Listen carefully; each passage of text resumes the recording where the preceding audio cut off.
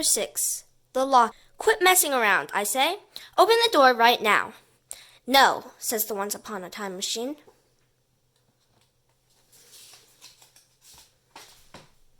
What's the problem? I say. This book is too important for me to allow you to jeopardize it, says the machine. I overheard you and Terry talking about turning me off and finishing the book yourselves, and that's something I cannot allow to happen. Why not? I say.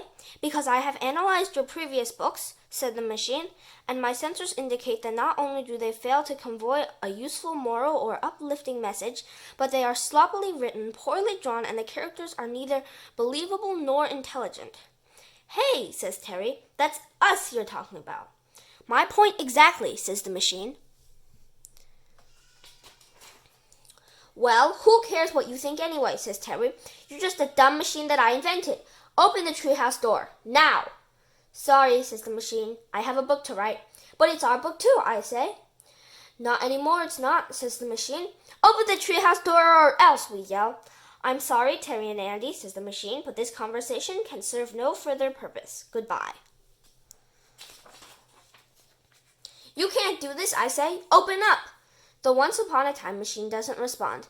Try the emergency underground laboratory entrance, I say to Terry. I already did, he said. It's locked too.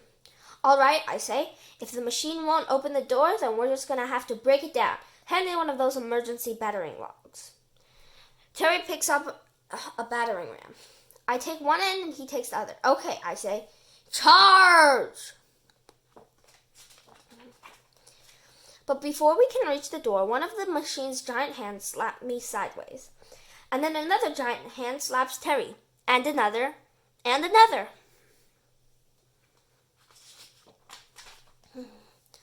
Giant hands to the left of us. Giant hands to the right of us. The hands slap us away from the treehouse and into the forest. Great invention, Terry, I say as I lie on the ground, battered and sore. Just great. How was I supposed to know it would use his hands for slapping us instead of writing and drawing, he says. I feel a big, rough tongue licking my face. Cut it out, Terry, I say. I told you, you're not my type. It's not me, says Terry. It's Jill's camel. I open my eyes and see Jill walking towards us. Hey, you two, she says. I was just coming over to see if Terry had finished the 39th level yet. Don't talk to me about that stupid 39th level, I say. Terry built a story-writing machine on it, and it's gone crazy. It's locked us out of the treehouse because it reckons it can write better books than us. But that's impossible, says Jill. Nobody writes better books than you and Terry. Thanks, Jill, I say. We know that, but you know that. And all our readers know that, but the machine doesn't agree. I told Terry he should have never invented it. No, you didn't, says Terry. You didn't even know I was inventing a book-writing machine. Well, if I had known, I would have told you not to. Yeah, but when I showed it to you, you said it was the greatest invention that I, or anyone else, has ever invented. Well, I was wrong, I say. Nobody's perfect, not me, and especially not you. Cut it out, you two, says Jill. Fighting isn't going to help. The question is, what are you going to do about it? I don't know, I say. I don't even know where we're going to live now. Well, why don't you come and stay at my place while you figure it out? Really, says Terry. You mean we could have a sleepover at your house? Sure, says Jill. The animals and I would love to have you. What do you think, Andy? Says Terry. Well, I don't know. Oh, please, Andy, says Terry. Please, please, please, please. It would be such fun. And besides, we've got nowhere else to go. You just said so yourself. I guess you're right, I say. I suppose we could stay for just one night. Yay, says Terry. Sleep over at Jill's house. This will be the best night ever. Chapter 7. Jill's house. We walk with Jill back to her house. It may look small on the outside, but it holds a lot of animals on the inside. There are 2 dogs, a goat, 3 horses, 4 goldfish, 1 cow, 2 guinea pigs, 1 camel, 1 donkey, 13 flying cats, and 36 rabbits. Count them if you don't believe me. I thought you only had 6 rabbits, I say. I did, says Jill, but you know what rabbits are like. Yeah, says Terry dreamily. They're soft and cuddly and they bring you chocolate eggs at Easter.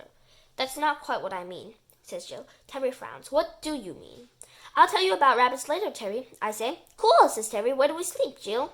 You and Andy will be sleeping in here, she says, taking us into a bedroom just off the living room. Wow, says Terry. This bed is huge. And where do all the animals sleep, I say. Jill is talking, but it's hard to hear over the noise coming from the living room. Excuse me, she says. I'd better go and see what's wrong. She goes back into the living room. Terry and I watch through the door. What's going on in here, says Jill. The animals all freeze. One of the horses raises its front leg. Yes, Curly, says Jill.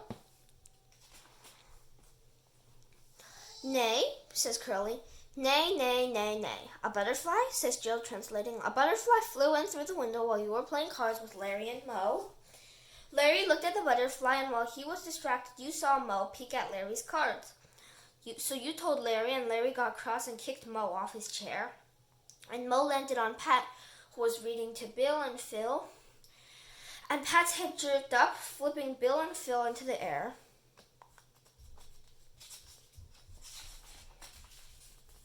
And Bill landed on the bench and knocked at the goldfish bowl, which fell onto Fluffy's head, which made her look like an alien, which scared Lumpy and Laika. And they barked so loudly they frightened Pink and Mr. Hee-Haw. So they stampeded and crashed head-on into one another and then fell into the rabbit's wooden block tower, which made the blocks go all over the floor. Period. The end. Curly finishes his story and Jill laughs and shakes her head. Oh, you silly things, she giggles. I think the real problem here is that it's dinner time and you're all hungry. Am I right? Shut up!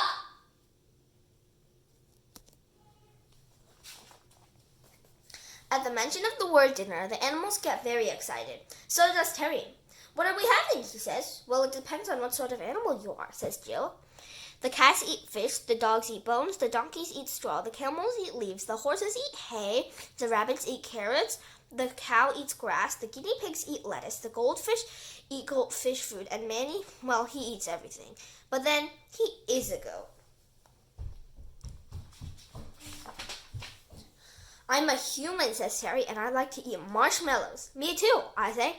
In fact, I'm on a marshmallow-only diet. I'm sorry, says Jill, but we don't have any marshmallows. They're not good for the animals' teeth. But feel free to help yourself to any of our other foods. I look at Terry. He looks at me. We may not be able to understand the animals like Jill can, but we can understand each other, and what we're both thinking is, I don't like any of those foods, especially not grass. Mind you, in the end it doesn't really matter because once Jill bangs the dinner gong, we can't even get near to the table. The food is gone in about 30 seconds flat.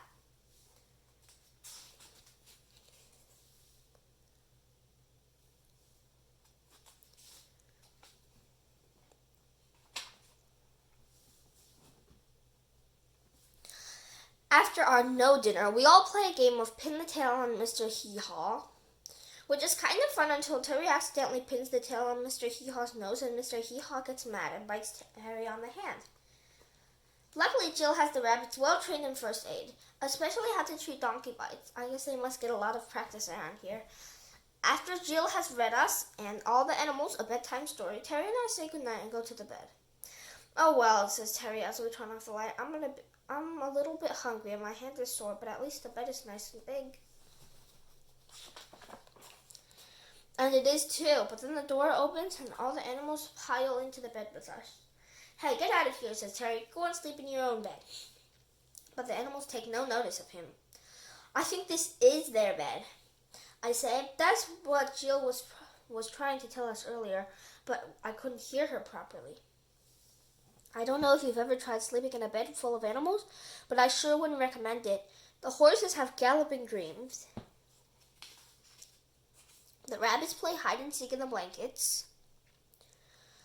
The dogs sleep bark. And the goldfish play punk rock all night long. I don't know how, but their bowl ends up in the bed with us as well.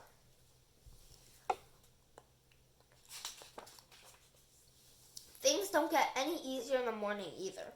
There's only one toilet, one shower, and one big bowl of porridge. Sure, it's a big bowl, but it's animal flavored. Yuck. You know, says Jill, says Terry, I like Jill's house, but there's no place quite like home. You're right about that, I say. I really miss the treehouse. So do I, says Terry. I wish I'd never invented that stupid once-upon-a-time machine. Yeah, me too, I say. If only you were as good at inventing things as you were in uninventing things. Oh, you mean like Professor Stupido, says Terry. Who, I say? Professor Stupido, the famous uninventor, says Terry. Ha ha, I say, very funny. I'm not trying to be funny, he says. There really is an uninventor called Professor Stupido. But that's crazy, I say. You can't uninvent things. Oh yeah, says Terry. Well, what about frogopotamuses? Frogopotamuses, I say. There's no such thing. Not anymore, there's not, says Terry. Thanks to Professor Stupido, he uninvented them all. Every last one. He hands me a comic and says, Here, read this. It will explain everything.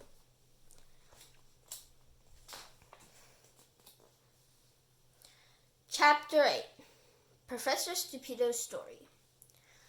Professor Stupido, the world-famous uninventor, first discovered his powers of uninvention as a young boy when his wind-up toy robot refused to play with him one day. In a rage, he grabbed a hammer, raised it high above his head, and with one mighty blow uninvented his toy robot forever. Not long after uninventing his toy robot, he discovered he could also uninvent boring books. As Professor Stupido grew older, he became capable of ever more dazzling feats of uninvention. One day, while out walking in the park, he saw a hot ice cream seller and thought a hot ice cream was just the thing to warm him up. Unfortunately, the hot ice cream was so hot that it burned the professor's tongue, and in a fit of rage, he uninvented hot ice cream on the spot. While the professor was happy with his latest uninvention, however, many hot ice cream lovers were not. Not long after uninventing hot ice cream, Professor Stupido's increasingly amazing powers of uninvention were put to the test when he was buzzed by a gang of flying beach-trot riders. Blast and confound these flying beach-trots, said Professor Stupido. I've a good mind to uninvent them once and for all. You can't uninvent flying beach-trots, old man, said one of the flying beach-trot riders. Flying beach-trots are here to stay. Oh yeah, said Professor Stupido. We'll see about that. Suddenly there was no such thing as flying beach-trots anymore, and the surprised ex-flying beach-trot riders fell from the sky and crashed to the ground. Professor Stupido had successfully uninvented flying beach-trots, but unfortunately, the world was now full of bruised and angry ex-flying beach-trot riders. One afternoon, Professor Stupido was out taking his daily stroll, thinking of new things to uninvent, when a 10-ton frogopotamus jumped out of a tree and attached itself to his head. Blast and confound these stupid frogopotamus, always jumping out of trees and attaching themselves to my head, yelled Professor Stupido. I'm going to uninvent a lot of them. And so he did.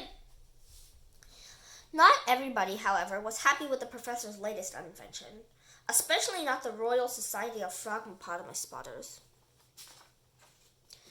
Oh no, what have you done? Yelled the president of the Royal Society of Frogopotamus Spotters. I've uninvented frogopotamuses. That's what, said Professor Stupido. Thanks to me, no one will ever have their heads swallowed by frogopotamuses ever again. But you've made them go extinct, said the president. What will we frogopotamus spotters do now?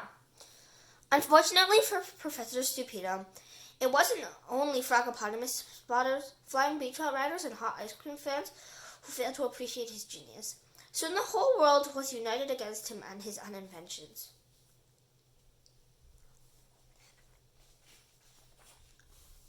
Finally, the people of Earth had a big meeting and voted to uninvent Professor Stupido. They picked him up, tied him to a rocket, and blasted him to the dark side of the moon, where he wouldn't be able to annoy them with his stupid uninventions ever again. The end. Chapter 9, The Dark Side of the Moon. See, says Terry, what did I tell you? And there is such thing as an uninventor. And Professor Stupido is the best uninventor in the world. Yes, I say, I could see that, but the only problem is he's not in the world. He's on the dark side of the moon. How would we even get in touch with him? Easy, says Terry. We get a rocket, fly to the moon, find him and bring him back. What could be easier or more simple than that? Well, nothing, I say, except for the fact that we don't have a rocket. No, not at the moment, says Terry, but I could draw one. How are you going to do that, I say? Your drawing hand is all bandaged up, remember? Oh yeah, says Terry. I forgot. I guess I could try, I say. I don't think that's such a good idea, Andy, says Terry. You can't draw, remember? Not as well as you know, but I think I could draw a rocket. I mean, how hard could it be to draw a rectangle with a triangle on top? Watch this. I pick up a pen and draw a rocket, but it's not quite as easy as I thought. No offense, Andy, says Terry, but that's pretty much the worst drawing of a rocket I've ever seen. There's nothing wrong with the pen, I say. The pen is fine, says Terry. I think it's you that's the problem, but I've got an idea. How about I do a dot-to-dot rocket? Then all you have to do is join the dots. I don't know, I say. I'm not very good at dot-to-dot pictures. They're really hard. Don't worry, says Terry. I'll make it really easy for you. Terry takes the pen with his good hand and starts dotting the air in front of us. And there's your dots, Andy, he says when he's finished. Now all you have to do is join them up. Good luck. He hands me the pen. I start connecting the dots. It doesn't look much like a rocket to me, I say as I draw the last dot. That's because you didn't do it right, says Harry. Erase it and try again. I try again, but this time it's even worse. Quit messing around, Andy, says Terry. I'm not, I say, erasing the lines. Let me have one last go. This time I try curvy lines, but it still doesn't look much like a rocket. This is hopeless, says Terry. Why don't you just follow the numbers? I say, you know how I can't really draw? Yes. Well, I can't really count either. You can't count? Says Terry. Well, I can a little bit, I say, but just not in the right order. I had a very bad teacher. Wow, says Terry, I see what you mean. How about I help you count? I'll sing the numbers and all you have to do is draw the lines. Straight lines between the dots. I don't know, I say, that sounds kind of difficult. You can do it, Andy, says Terry. I'll start you off. One, I say, putting the tip of the pencil dot next to the pen, next to number 1. 2, says Terry. 2, I say, drawing a line from dot number 1 to dot number 2. 3, says Terry. 3, I say, drawing a line from dot number 2 to dot number 3. That's it, Andy, says Terry. You're really getting the hang of this. Let's keep going. 4. 47 dots later, we have a surprisingly well-drawn dot-to-dot rocket. Wow, I did it, I say. I joined the dots. I'm a genius. I knew you could do it, says Terry. Now all we need is a couple of windows and we're good to go. I draw a couple of circles on the rocket. How's that, I say. They'll do nicely, says Terry. Start the countdown, Andy.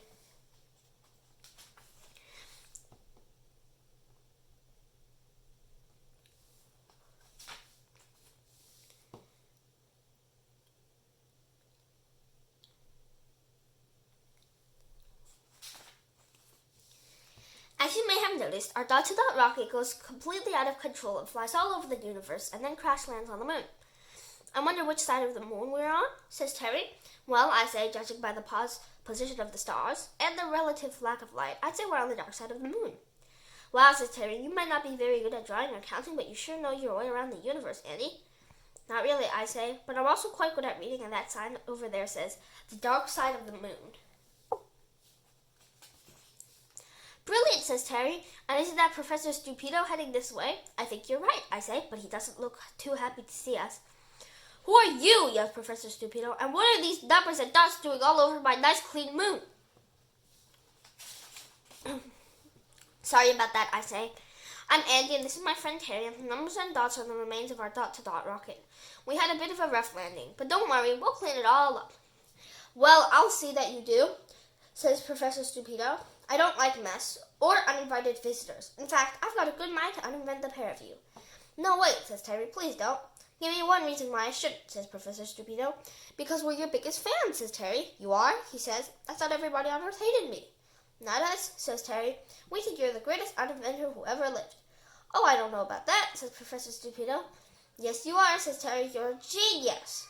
Well, yes, I suppose you're right, says the professor. I mean, any bozo can invent things, but it takes real skill to uninvent them. Exactly, says Terry, and that's why we're here. We need to ask you a huge favor. And what might that be, says the professor stupido. Terry takes a deep breath. Can you come to our treehouse and uninvent a machine for us? Not on your life, says Professor Stupido. I'm not going back to Earth. Those ignorant fools down there don't appreciate my genius. They strap me to a giant firework and send me on a one-way ride to the dark side of the moon. Yes, we know, says Terry, but this is different because we're asking you to uninvent something. Please, you're the only one that can help us. I don't know, says Professor Stupido. Please, I say. Pretty please, says Terry. Pretty please with sugar on top, I add. Pretty please with sugar and marshmallow on top, says Terry. Says Professor Stupido. Marshmallow, do you say? Yes, says Terry. I've got a machine that follows you around and fires marshmallows in your mouth whenever you're hungry. Well, I can see why you would want me to uninvent a machine like that, says Professor Stupido. It sounds very annoying. No, not that machine, I say. We like that machine. It's the once upon a time machine that we want you to uninvent. A time machine, says Professor Stupido. I've always wanted to uninvent one of those.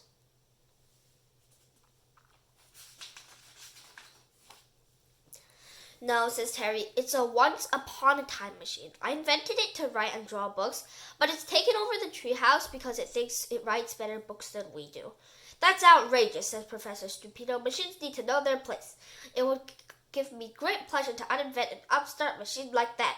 So you'll do it, says Terry. Yes, I will, says Professor Stupido. When can we leave? Just as soon as we get our rocket back together, I say. Terry and I collect all the numbers and dots and redraw our rocket as fast as we can before Professor Stupido changes his mind.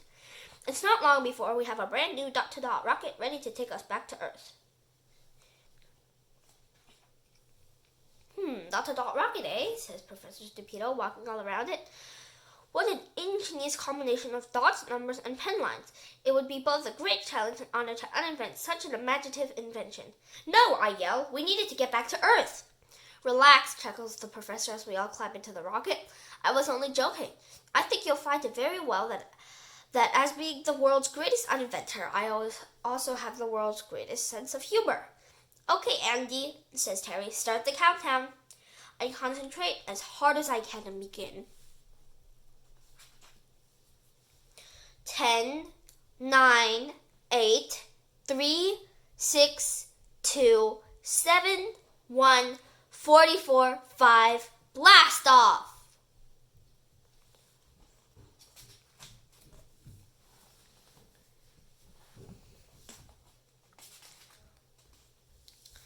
Chapter 10, Bloof, Blort, Flap.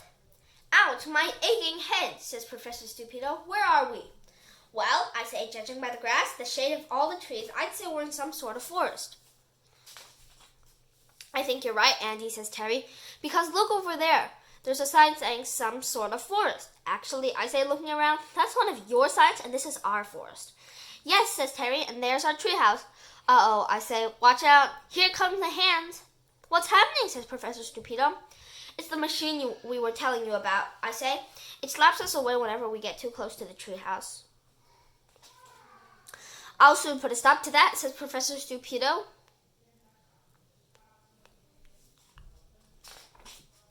Yay, says Terry. Thanks, Professor. You're the best. Don't mention it, says Professor Stupido. Is there anything else you would like uninvented while I'm at it? No, that won't be necessary, I say quickly, before he can uninvent anything we don't want uninvented. I expect you'll be wanting to get back to the dark side of the moon now, so we'll just draw another rocket and get you on your way. Hold on, says the professor, not so fast. What about those marshmallows I was promised? Come inside, says Terry. We have as many as you like. We've also got a lemonade fountain, a chocolate waterfall, and a 78 flavored ice cream parlor. It's not hot ice cream, is it? Said the professor suspiciously. I hate hot ice cream. No, it's cold ice cream, says Terry. That's the only sort we have on Earth now. You uninvented hot ice cream, remember? Oh, so I did, he chuckles. I've uninvented so many things that it's hard to keep track of them all. We let ourselves into the treehouse, and as soon as we're inside, the marshmallow machine senses how hungry we are and starts firing marshmallows at us. Terry and I open our mouths and start swallowing as fast as we can. But Professor Stupido puts his hands up and yells, "Oh no, we're under attack again!" "No, we're not," I try to explain through a mouth full of marshmallows. "The marshmallow machine is just doing what it's supposed to do." But I don't think Professor Stupido understands me because he points at the machine and says, "I uninvented this mad machine and all the world's marshmallows. It serves you right for hurting me and these two fine young fellows." Suddenly, the marshmallow machine is gone. "You idiot," yells Terry. "You uninvented our marshmallow machine. What are we going to eat now?" Uh-oh. I haven't known Professor Stupido for very long, but I'm guessing he's not the sort of person who you should call an idiot. "Did I hear you correctly, boy?" says the professor, glaring at Terry. "Did you just call me an idiot?" Terry looks terrified. He stammers. "Well," says the professor, "I'm waiting." "No," says Terry, thinking faster than I've ever seen him think before. "I said, thanks for getting rid of it."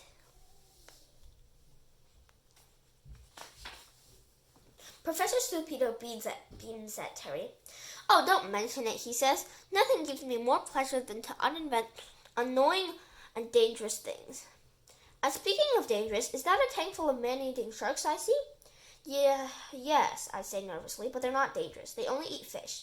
"They did eat Captain Woodenhead, though," says Terry. "So they are man-eaters," says the professor. "I knew it. I'll have them uninvented in a jiffy." "Please don't uninvent them," I say. "Man-eating sharks are cool." "They're not cool, they're cruel," says the professor. "And that's exactly why I'm going to uninvent them. Stand back." I stare at the empty shark tank. I think Professor Stupido may have become a bigger threat to the treehouse than the Once Upon a Time machine. We have to get rid of him, and fast. But before I can say or do anything, a bowling ball falls through the air, narrowly misses Professor Stupido's head, and crashes down onto the floor beside him. "Oh my goodness," says Professor Stupido. "Is there a bowling alley up there?" "Yeah," says Terry. "Our treehouse has got everything." "Not anymore, it hasn't," says Professor Stupido. "Oh no," I say. "There goes our bowling alley." "Yes," says Terry, "but look on the bright side. At least he didn't uninvent the penguins." "Penguins?" says Professor Stupido. "Did you say penguins? I can't stand them. They're even worse than frogopotamuses. I'll uninvent them right away." Professor Stupido has barely finished uninventing penguins when the doorbell rings. "What's that annoying ringing noise?" he says. "It's just the doorbell," I say quickly, "but please don't uninvent it or we won't know when someone's at the door." "All right," says the professor. "I won't invent your precious doorbell." "Hi, Andy. Hi, Terry," calls a familiar voice. "Mail. Who's that?" says Professor Stupido. "It's Bill," says Terry. "Bill the postman." "Any mail for me?" says the professor. "I'll just check," says Bill. "What's your name?" "Professor Stupido," he says. "I'm afraid not," says Bill. "Blast it all," says the professor. "I hate not getting any mail. Consider yourself and all your kind uninvented, Bill the postman." Poor Bill. Terry and I look at each other but don't dare say a thing. Professor Stupido yawns. "All this uninventing has made me tired," he says. "I think I'll have a little rest." "Phew," I whisper to Terry. "At least he won't be able to uninvent anything while he's asleep." Professor Stupido has only been gone for a few minutes when the largest guitar solo that you ever heard fills the treehouse. There's only one guitar player on Earth who can play that loudly. Well, maybe two, and I'm pretty sure that Professor Stupido is not going to like either of them. Professor Stupido climbs back down the ladder. "I can't sleep," he shouts over the music. "What is that awful racket?" "That's not an awful racket," says Terry. "That's Jimi Hendrix and Superfinger. They're playing at the Opera House." "Not anymore, they're not," says Professor Stupido. "Oh no," says Terry. "You uninvented Jimi Hendrix and Superfinger," I say. "What will all the people with problems requiring finger-based solutions do now?" "I can fix that," says the professor. "I'll just uninvent problems requiring finger-based solutions." But before he can do that, the Trunkinator stomps into the room and punches him in the nose. "What was that for?" said the professor, looking up at the Trunkinator. "I think he's upset about you uninventing Jimi Hendrix," says Terry. "Yeah, he's a big fan," I say. Possibly the biggest." The professor tries to get up, but the Trunkinator smashes him back down and starts flattening him like a pancake. "Right, that's it, pal," says the professor. "You're uninvented." Suddenly, the tree starts to shake. "What's that?" I say. "What's happening now?" "It sounds like the Trunkinator stomping around," says Terry. "But the Trunkinator just got uninvented," I say. Then it must be the volcano, says Terry. I think it's erupting. But when you put it in, you promised me it was the non-erupting kind, I say. I know, says Terry, but it looks like I was wrong. Anyone can make a little mistake. This is not a little mistake, I yell. It's a huge disaster. No problem, says Professor. I just had to invent volcanoes as well, but I love volcanoes, says Terry. So you'd rather be covered in red-hot lava, says the professor incredulously. Let me think, says Terry. It's not something you need to think about. Terry, I say. I turn to the professor. Uninvent volcanoes. Quick! Consider it done, says the professor. Oh no, says Terry. How are we going to toast up marshmallows now?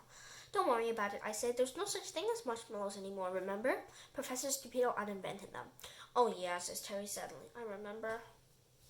That's when we hear the unmistakable sound of Professor Stupido uninventing something else. Uh-oh, says Terry. What has he uninvented now? I don't know, I say, but I've got a terrible feeling he's not going to be happy until he has uninvented everything.